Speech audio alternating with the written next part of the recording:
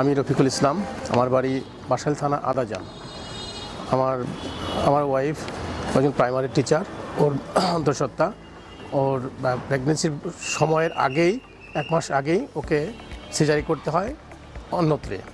তো সেখানে অন্যত্রে সিজারি করার পরে বাচ্চার বয়স যখন 3 দিন, সেদিন ওর জন্ডিস ধরা পড়ে।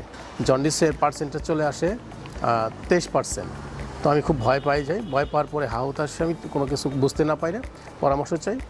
2-1 জন আমাকে বলে বুড়ো বাংলাদেশের কথা। বুড়ো হাসপাতালে চলে আসি।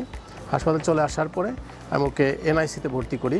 এনআইসিতে ভর্তি করার পরে এনআইসির ডাক্তার, নার্স, বিভিন্ন রকমের কর্মচারী যিনারা আছেন, তাদের অত্যন্ত মনোমুগ্ধকর এবং আন্তরিকতার সাথে চিকিৎসার কারণে অনলি 24 থেকে 30 ঘন্টার মধ্যে আমার বাচ্চা সুস্থ হয়ে ওঠেন। সেখানে আমি এসে যতটুকু পেয়েছি, বিভিন্ন জায়গায় পানির ব্যবস্থা, বিভিন্ন পরিবেশ বা এখানকার পরিষ্কার পরিচ্ছন্নতা, কর্মচারীদের যে পাবলিকের জন্য আন্তরিকতা বা সেবা দেওয়ার যে পদ্ধতিটা আমার খুব ভালো লেগেছে।